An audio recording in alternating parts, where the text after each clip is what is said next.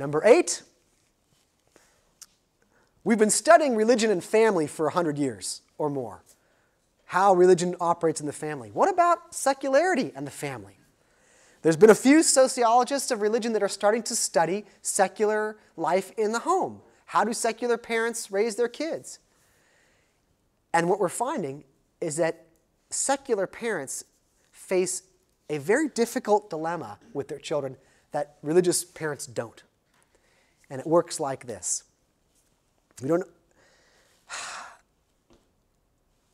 Religious parents understand that it's part of their obligation to teach their children their religion.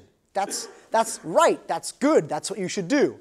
So a Muslim parent thinks I must raise my child to be a Muslim. And I'm going to teach him or her the ways of Islam. A Christian parent thinks I must, well, unless you're in Denmark, I must raise my kids as Christians, and here are the ways. And there's no internal debate. There's no cognitive dissonance. Atheists and secular parents have a difficult issue. They so dislike what they consider the brainwashing that goes on in religious homes. In fact, they see religion as a result of parents just imposing religion on children. Now they have their own kids. They don't want to commit the same crime, so to speak, and impose their worldview on their kids. So they are constantly feeling self-reflective and even self-doubting. How did I do this? So when the kid comes home, when a Christian comes home from school, what do we believe, Mommy? Mommy says, oh, we believe in Jesus, and he's magic, and blah, blah, blah. When the atheist, or the kid of atheist comes home and says, well, the kids were talking about God, what do we believe? The atheist will be afraid to say, oh, we don't. Some will say, yeah, we don't believe in God, that's bullshit. But most will think, oh, well, it's up to you, and, well, I don't necessarily believe, but some people do, and everybody makes up their own mind, and, it's not this, you don't want to just impose your values on your kids, and I've got 3 kids, and in fact, I'm a little embarrassed when my kids start expressing strongly atheistic notions, because I feel bad, like I've brainwashed them, and I'm always taking the other position. Well, there are some nice Mormons now. It's difficult. It's very difficult. One time my daughter, at her 5th or 6th birthday, she had her friends over, and they were eating cake outside, and I heard my daughter say to one of the girls, well, I don't like Christians because they steal everything. And this poor girl was a churchgoer, and I said, Flora, what are you saying? And after the birthday, I said, why did you say that? And she said, well, I heard you talking to Mama about Christmas and how the Christmas tree is pagan and the date December 25th is pagan and the Easter bunny is pagan and the Easter eggs is pagan, and you said that the Christians steal everything from the pagans. Oh, man. It was like the time we were going to go get pizza. My other daughter was 4 years old, and I said to my wife, there were 2 pizza places in this little town. I go, do you want to go to Pizza and Such, or do you want to go where the Egyptians, there were 2 Egyptian brothers that had a pizza place? And my 4-year-old said, no, we can't go to the Egyptians. I said, what are you talking about? She goes, we can't go to the Egyptians. They'll try and enslave us and kill us. I said, what are you talking about? Well, she had heard the Passover story where the Israelites are in Egypt and they're fleeing the Pharaoh. Man. So we went to the Egyptians and we said hello, and okay. But so what we find is there is this difficulty, and that secular parents are much more self-reflective about how they don't want to influence their kids, and one of the main values that secular parents try to impart is independent thinking. Think for yourself, make up your own decision. And in fact, in studies of apostasy, 2 guys, Hunsberger and Altemeyer in Canada, they studied parents of kids who were religious and non-religious. And one of the questions they asked was, if your 16-year-old came to you and said, I'm having questions about religion, what would you encourage them to do? And of course, the religious people were much more likely to say, well, I would tell them about my faith, and I would talk to them about the Bible. The secular parents were more likely to say, go talk to the priest, feel free to, go make up your own mind. Talk to this, but read the Bible if you want. So we need to do more research on secular parenting, but it's interesting how we understand how religious socialization works, how religion gets passed to generation to generation is very clear. But how does secularity get passed from generation? And will it? And can it? We don't know. Almost done, folks. You've been a good audience. Number 9. Secular people are more sexually active. on average, and yet they practice safer sex on average than religious people. A lot of studies on sex for many years, and usually they always correlate it with religiosity, and there's usually a category for non-religious.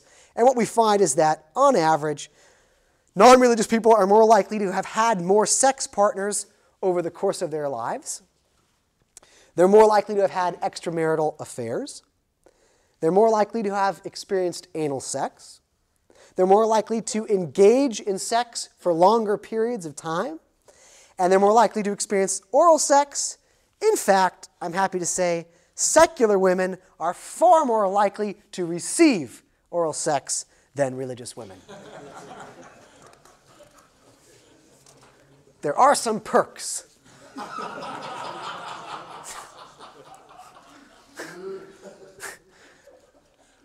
And with all this sex, non-religious humans are far less likely to experience guilt or shame after having sex or even after masturbating.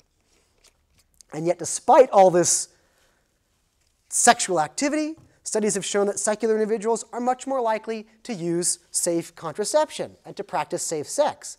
And this helps explain why the most religious states in America have the highest rates of sexually transmitted disease and teen pregnancy compared to the least religious states. And number 10, just so I'm not totally flag-waving for secular life, we have to admit not everything is rosy and full of oral sex. Studies are showing and have shown that secular people do not seem to enjoy the same levels of mental and physical health and personal well-being as religious people. And this has to be sort of admitted. I find some atheists just don't want to hear the bad news, but it's not all great.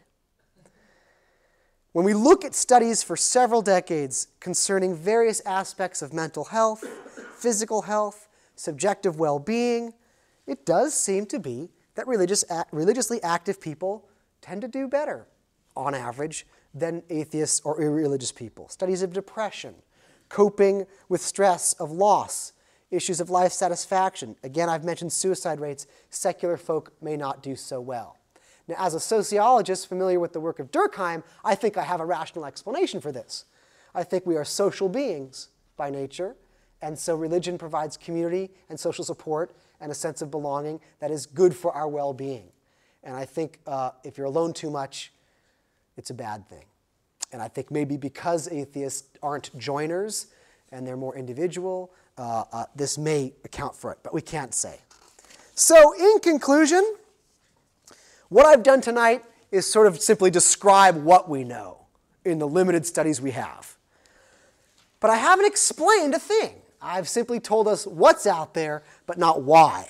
Why are men more likely to come to an atheist meeting on a snowy, cold night than women? Why are Jews so secular rather than Catholics or Hindus or Buddhists?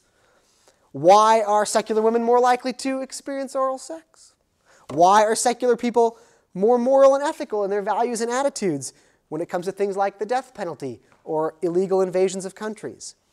And why are the most secular societies on earth the most successful and apparently humane? Well, the questions abound. The research has just begun. We're just getting off on the racetrack, and I hope we can have answers to these questions in the decades ahead. And I thank you for listening, and I hope you have questions or comments. So that's it.